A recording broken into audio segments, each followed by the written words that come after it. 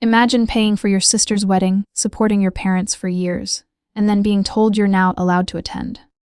That's exactly what happened to me. But what they didn't expect was what I did next. And disclaimer, this video is a fictional story created for entertainment and storytelling purposes only.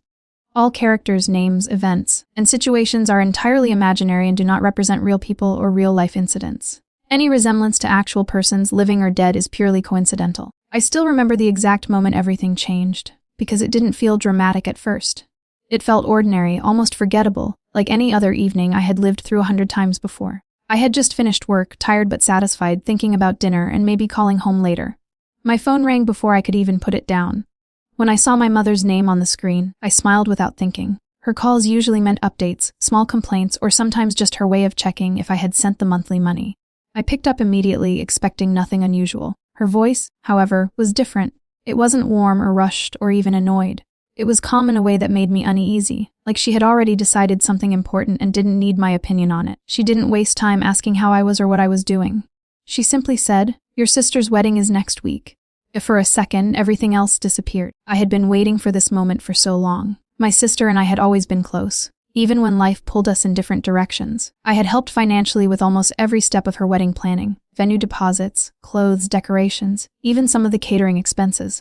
I had imagined walking into that wedding proudly, knowing I had played a part in making it happen. I thought this call would be about final arrangements, maybe asking when I would arrive or if I could handle something last minute.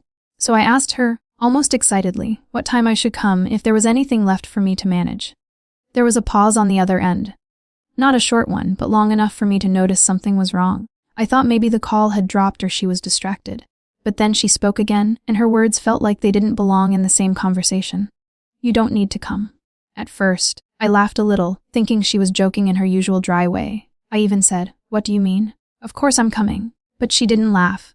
There was no change in her tone, no hint that she had said something strange. She repeated it, more firmly this time, as if she wanted to make sure I understood. "It's better if you stay where you are." The room suddenly felt smaller. I sat down without realizing it, my mind trying to catch up with what I had just heard. I asked her why, expecting some logical explanation. Maybe there was a problem with space. Maybe some family issue I didn't know about. Maybe something temporary that could be fixed. But she didn't give me anything.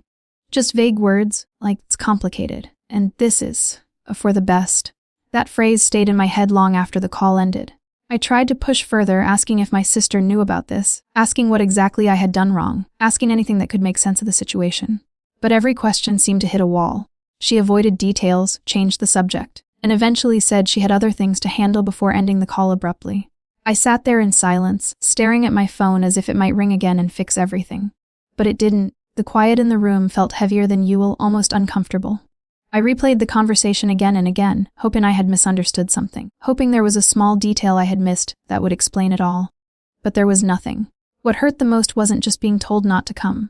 It was the way it was said, like my presence didn't matter at all. Like I was an outsider being politely kept away from something I didn't belong to. And that didn't make sense, because I had always been there for them. Every time they needed help, I was the one they called. Every time there was a financial problem, I was the one who solved it. I had never said no, never complained, never asked for anything in return. And now, when it came to one of the most important events in our family, I was being pushed out without even a clear reason. That night, sleep didn't come easily. I lay in bed staring at the ceiling, my thoughts refusing to settle. I kept asking myself the same question over and over again: why? Why would they do this? What had changed? Had I done something wrong without realizing it, or was there something they weren't telling me? I thought about calling back, demanding answers, refusing to accept what I had been told. But something held me back. Maybe it was the tone in her voice, the finality of it. It didn't sound like a decision that could be argued with. It sounded like something that had already been decided long before the call was made. As the hours passed, a strange feeling started to replace the confusion. It wasn't anger yet, and it wasn't sadness either. It was something quieter, something deeper. A sense that this situation wasn't as simple as it seemed, that there was more to the story, something hidden beneath the surface that I wasn't supposed to see. And for the first time, I realized that this wasn't just about a wedding anymore. The next morning, I woke up feeling like I hadn't slept at all. My head was heavy, and the conversation from the night before kept replaying in my mind. I tried to distract myself by going through my usual routine, but nothing felt normal. Every small task reminded me of what had happened. I kept thinking about my sister. If anyone could explain this, it had to be her. I picked up my phone and stared at her name for a few seconds before calling. My heart was beating faster than usual, as if I already knew the call wouldn't go the way I wanted. She answered after a few rings, and the moment I heard her voice, I sensed something was off.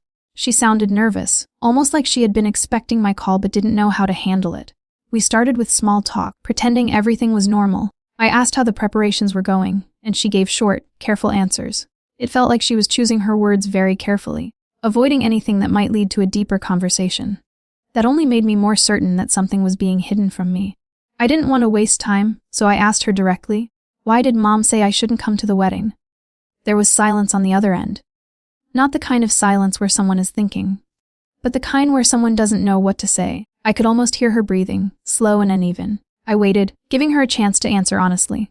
"It's complicated," she finally said, repeating the same vague words our mother had used. That answer only made things worse. I could feel frustration building inside me. "Complicated how?" I asked, trying to stay calm. "Did I do something wrong? Why is everyone acting like this?"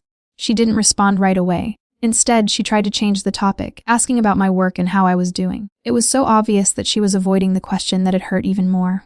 I realized she knew the truth but was afraid to say it. I took a deep breath and said, "Please just tell me. I deserve to know." Another long pause followed. This time, it felt heavier, like something important was about to come out. When she finally spoke, her voice was quieter, almost hesitant. "Our parents told everyone that you refused to help with the wedding." For a moment, I didn't understand what she had said. The words felt disconnected from reality, like they didn't belong to my life. "What do you mean?" I asked slowly. "They told the family, and even my fiancé's side, that you didn't want to support us. That you said no when they asked for help." I felt a sudden rush of disbelief. My mind immediately went to all the money I had sent over the past months. Every transfer, every sacrifice, every time I chose their needs over my own. And now they were telling people I had refused to help? "That's not true," I said, my voice shaking slightly. "You know that's not true." "I know," she replied quickly, almost apologetically. "But that's what they told everyone." It felt like the ground beneath me had shifted. I wasn't just being excluded from the wedding. My entire role in the family had been rewritten. Everything I had done was being erased and replaced with a lie. Before I could process that, she added something that made everything even worse. "They also said it's better if you don't come because you might create problems." I closed my eyes, trying to stay calm, but the words echoed in my head. A problem, that's what they had turned me into. Not a son, not a brother, but a risk to be managed and kept away. "What kind of problems?" I asked, though I wasn't sure I wanted to hear the answer. She hesitated again. "They told people you've changed, that you're difficult now, that you don't respect the family like before." Every sentence felt like a new weight added to my chest. I couldn't believe how easily they had built this false image of me. And the worst part was, people would believe it. Why wouldn't they? My parents had always been trusted, respected. Their words carried weight. I realized then that this wasn't just a misunderstanding. It was something planned. They didn't just decide to exclude me at the last minute. They had prepared a story, told it to others, and made sure everyone accepted it as the truth. Why would they do this? I asked quietly. "I don't know," she said, but her tone suggested she might have some idea. Maybe they didn't want any questions about the money, or maybe they just thought it would be easier this way. Easier. That word stayed with me. Easier for them to lie than to explain the truth. Easier to remove me than to deal with whatever they were hiding. I felt a mix of emotions I couldn't fully describe. Hurt, anger, confusion, all tangled together. But beneath all of it, something else was growing. Something colder, more controlled. A realization that this situation wasn't just unfair, it was deliberate. They didn't just exclude me, I said slowly. They made sure everyone would agree with it. She didn't respond, which told me everything I needed to know. For a moment, I thought about confronting them immediately, calling them out, demanding answers. But then I stopped. If they had gone this far, arguing wouldn't change anything. They had already decided what role I would play in their story. And it wasn't the truth. As the call came to an end, my sister sounded tired, almost guilty. She told me she wished things were different, but her words felt distant, like she had already accepted the situation. After hanging up, I sat there in silence, letting everything sink in. The betrayal felt deeper now, more personal. It wasn't just about being uninvited anymore. It was about being replaced by a lie, about being turned into someone I wasn't so they could justify their actions. And in that quiet moment, something inside me shifted. The confusion started to fade, replaced by a clearer understanding of what had happened. They didn't just push me away. They erased me, and that night felt different from any other night I had lived through. The silence in my room was no longer just quiet.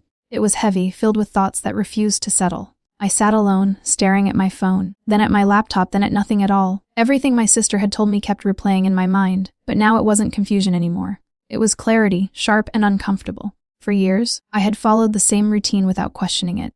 Every month, I would set aside a large portion of my income and send it back home. It had started as something small, just helping out with bills when things were tight. But over time, it became expected. Then it became necessary. Eventually, it became something no one even talked about anymore. It was just understood that I would provide. I never complained. I told myself this is what family does. You support each other, no matter what, even when it meant cutting back on my own needs, delaying my own plans, or working extra hours just to keep everything running smoothly for them. I believed it mattered. I believed they appreciated it, even if they didn't always say it out loud. But now, sitting there alone, I began to question everything. If all of that support meant something, then why was I being treated like this? Why was I suddenly a problem, an inconvenience, someone to be kept away from an important family moment? And more importantly, why did they feel comfortable lying about me to justify it? I opened my banking app without really thinking about it. The familiar numbers appeared on the screen. Records of every transfer I had made over the past months, even years. I scrolled through them slowly, each transaction telling a story I had never stopped to examine before. There were payments labeled for groceries, repairs, school fees, and now, wedding expenses. So many entries that I had once felt proud of, but now they felt different. They didn't look like acts of love anymore. They looked like proof. Proof of how much I had given without asking for anything in return. Proof of how easily that effort had been ignored or worse, rewritten into something else entirely. A question formed in my mind, simple but powerful. Why am I still doing this? I sat back, letting that thought settle. It wasn't an emotional reaction, not anymore. It was a logical one. If a relationship is built on respect and care, then both sides should show it. But what I was seeing now wasn't respect. It was dependence without appreciation. Expectation without honesty. For the first time, I allowed myself to see the situation without excuses. They didn't need me as a person. They needed me as a source. That realization didn't come with anger right away. It came with a strange sense of calm. Like something I had ignored for a long time was finally making sense. All those moments when my calls were short, when my presence didn't seem important, when the only consistent connection was financial, suddenly they all fit together. I looked back at my phone. No missed calls, no messages, nothing. No one checking how I felt after being told not to come. No one trying to explain or fix things. It was quiet. And in that quiet, I made a decision. I went back to the banking app and opened the section for automatic transfers. There it was, the scheduled payment that went out every month without fail. It had become such a normal part of my life that I hadn't even thought about it before. My finger hovered over the screen for a moment. Not because I was unsure, but because I understood what it meant. This wasn't just about money. It was about breaking a pattern that had defined my role in the family for years. It was about stepping out of a position I had accepted without question. I pressed the option to cancel. A confirmation message appeared asking if I was sure. I didn't hesitate. I confirmed it. Just like that, it was done. No announcement, no explanation, no warning. I didn't feel the need to call them or send a message. For years, my actions had spoken for me. Now, my silence would do the same. I put the phone down and leaned back in my chair, expecting to feel something strong, anger, relief, maybe even regret. But what I felt instead was stillness. A quiet sense of control that I hadn't experienced in a long time. For once, I wasn't reacting to their decisions. I was making my own. As the minutes passed, my mind continued to process everything, but now from a different perspective. I thought about how they would react when they realized the money had stopped. At first, they might assume it was a delay or a mistake. Then they would check again. And again. Eventually, they would understand, and when they did, they would have to face something they had never faced before. Life without my support. I didn't know exactly what would happen next, but I had a clear idea of one thing. Things would change. The balance that had existed for so long was gone now. The comfort they had relied on, the certainty that I would always be there to fix everything, it was no longer guaranteed. And for the first time, I wasn't worried about how they would manage. I was thinking about how I would move forward. The night grew quieter, but my thoughts felt lighter, not because the situation was resolved, but because I had finally taken a step that was entirely my own. No expectations, no obligations, no silent agreements, just a choice. A simple, quiet choice that carried more weight than anything I had done before, and somewhere deep inside, I knew this was only the beginning of something much bigger than I had imagined. The wedding day arrived more quickly than I expected, but it didn't feel like a day of celebration to me. It felt like a test, a moment where everything I had done in silence would finally show its effect. I woke up early even though I had nowhere to go. For a few seconds, I forgot everything and almost reached for my phone to check the time of the ceremony, like I had planned to attend. But then reality settled in again, and I remembered. I wasn't part of it anymore. I stayed in my room, moving slowly through the morning, trying to keep my mind occupied. I made coffee, turned on the television, and even tried to work for a while, but nothing held my attention. My thoughts kept drifting back to the wedding. I imagined the decorations, the guests arriving, the music starting. I wondered how my sister looked in her wedding dress, how everything was being arranged. A part of me still cared, still wanted things to go well for her, despite everything that had happened. But another part of me was waiting. Waiting for the moment when my absence would be felt. Not emotionally, but practically. By midday, my phone started to ring. The first call was from my mother. I looked at the screen for a few seconds, watching her name flash again and again. I knew why she was calling. This wasn't about inviting me anymore or fixing anything. This was about something else. I let it ring until it stopped. A few minutes later, my father called. Then again. I didn't answer. Soon, messages started coming in. Short at first, asking where I was, then more urgent, asking why I wasn't responding. I read them but didn't reply. For once, I wanted them to experience the same silence they had given me. As the afternoon went on, the calls increased. Not just from my parents, but from relatives too. People who rarely contacted me before. It was clear that something wasn't going as planned. The situation was slipping out of control, and now they were trying to reach the one person they had pushed away. I stayed calm, watching everything unfold from a distance. Then, in the evening, my sister finally sent me a message. "Please call me. It's important." There was something different about her tone. It wasn't defensive or distant like before. It sounded worried, almost desperate. I stared at the message for a while before deciding to call her back. She picked up immediately. "What's happening?" I asked, keeping my voice steady. There was a pause, followed by a deep breath on her side. "Everything is going wrong," she said. Her words came out quickly after that, as if she had been holding them in for too long. She told me that several payments hadn't gone through. The decorators were refusing to continue without full payment. The catering staff was arguing with our parents. Even the venue management had started asking questions. I listened quietly, letting her speak. They were counting on the money, she admitted. They thought it would come like always. Of course they did. For years, it had never failed. Every time they needed something, the money was there. No delays, no excuses. They had built their plans around that certainty, assuming it would never change. But this time, it had. They promised things they couldn't afford, she continued, her voice filled with frustration. And now they don't know what to do. I could almost picture the scene in my head. Guests sitting uncomfortably, vendors arguing, my parents trying to manage everything while hiding their panic. The perfect image they had created was starting to crack, and there was nothing to hold it together anymore. "And you?" I asked softly. "I'm trying to stay calm," she said, but I could hear the stress in her voice. This isn't how it was supposed to be. For a moment, I felt a hint of guilt. Not for my parents, but for her. She didn't deserve for her wedding day to turn into chaos. But then I reminded myself of the truth. This situation didn't start because of me. It started because of the choices they made. "They didn't tell you the truth," I said quietly. "They made this situation themselves." She didn't argue. Instead, she asked the question I had been expecting. "Did you stop sending the money?" I didn't hesitate. "Yes." There was silence on the line again, but this time it felt different. Not tense, not uncertain, just heavy with understanding. "I thought so," she said after a moment. Neither of us spoke for a few seconds. There was nothing left to explain. She knew why I had done it, and I knew she understood, even if she didn't fully agree. "They keep asking where the money is," she added. "They don't know what to tell people." That part didn't surprise me.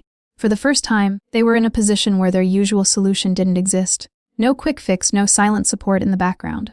Just the reality of their own decisions. I could hear voices in the background on her side, people talking, some arguing, the sound of a situation that was far from controlled. The wedding that was supposed to be perfect had turned into something unpredictable. "I have to go," she said finally. "Things are getting worse." Before hanging up, she paused for a moment, as if she wanted to say something else, but she didn't. The call ended, leaving me alone again in the quiet of my room. I put the phone down slowly, taking a deep breath. This was the moment I had imagined, but it didn't feel like victory. It felt like confirmation. Everything I had realized, everything I had decided. It was all playing out exactly as expected. For the first time, they were experiencing the consequences of treating me like I didn't matter. And there was nothing I needed to do anymore, nothing to fix, nothing to explain, nothing to prove. 2 days after the wedding, the silence that had settled over everything was finally broken. I had expected something to happen eventually, but I didn't know how or when. Part of me thought they might call again, maybe send messages, or try to explain things from a distance. But I didn't expect them to come in person. It was late afternoon when I heard a knock on my door. At first I ignored it, assuming it was something unimportant, but the knocking came again, louder this time, more insistent. There was a sense of urgency in it that made me pause. I stood up slowly and walked toward the door, already having a feeling about who it might be. When I opened it, I wasn't surprised. My parents were standing there. For a brief moment, no one spoke. We just looked at each other. They didn't look the same as they usually did. There was something different in their expressions. Something tired, something unsettled. The confidence they always carried was missing, replaced by a kind of tension I had never seen before. I stepped aside without saying anything, and they walked in. The room felt smaller with them inside. The air was heavy, filled with unspoken words and unresolved tension. My mother sat down first, her movements slower than usual, while my father remained standing for a moment, looking around as if trying to gather his thoughts. Then, without much warning, my mother started crying. It wasn't loud or dramatic, but it was enough to fill the silence. For years, that sound would have immediately made me react, made me try to comfort her, fix whatever was wrong. But this time, I didn't move. I stayed where I was watching, waiting. My father finally spoke, his voice firm but strained.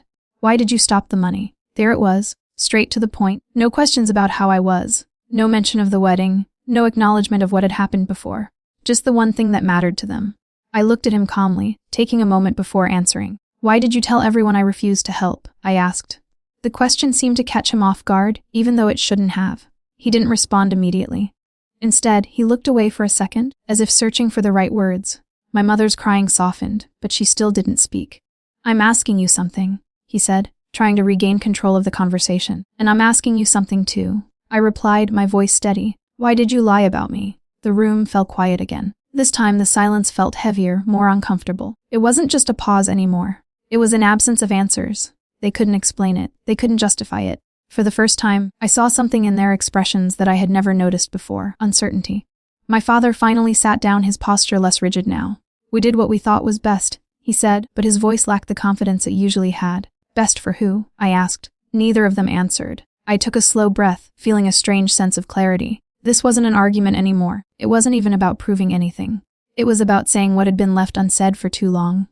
"I supported you for years," I continued.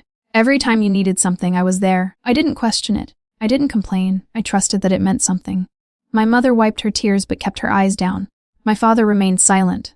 "But when it mattered," I said, "you didn't just push me away. You made me look like the problem. You told people I didn't care, that I refused to help, that I would cause trouble." Each word felt precise, controlled. There was no anger in my voice, just truth. "That's not what happened," I added. "You know that?" Again, no response. The silence now wasn't defensive. It was empty. For years, I had imagined what it would be like to confront them, to finally say everything I had held inside. I thought it would be emotional, maybe even explosive. But it wasn't. It was calm, almost quiet. And somehow, that made it more powerful. My father shifted slightly, as if he wanted to say something, but he didn't. My mother looked up for a brief moment, her eyes filled with something I couldn't fully read. Regret, maybe, or realization. But it didn't change anything. "I didn't stop the money to hurt you," I said after a moment. "I stopped because I finally understood something." They both looked at me now. I understood that what I was giving didn't matter the way I thought it did. It wasn't respect. It wasn't appreciation. It was just expectation. The words settled into the room, leaving no space for misunderstanding. "I'm not going to keep doing that," I continued. My father exhaled slowly, leaning back as if the weight of the situation had finally reached him. My mother said nothing, her hands resting quietly in her lap. There was nothing left to argue about. No excuses, no explanations, no way to change what had already been done. For the first time, everything was clear. "I'm done," I said. The words didn't come out loudly, but they didn't need to. They carried everything that had built up over the past days, over the past years. No anger, no hesitation, just a decision. They stayed for a few more moments, but no one spoke. The conversation had reached its end without needing anything more. Slowly, they stood up. My father avoided eye contact as he moved toward the door. My mother followed, pausing briefly as if she wanted to say something, but she didn't. The door closed behind them, and the room returned to silence. But this time it felt different. Not heavy, not uncertain. Just still, and for the first time in a long time. That stillness didn't feel like something was missing. It felt like something had finally ended. And sometimes the people we trust the most are the ones who hurt us the deepest. But at the end of the day, respect is not something you beg for. It's something you walk away for. If this story made you think, don't forget to like the video, share it with someone who needs to hear this, and subscribe for more powerful stories like this. I'll see you in the next one.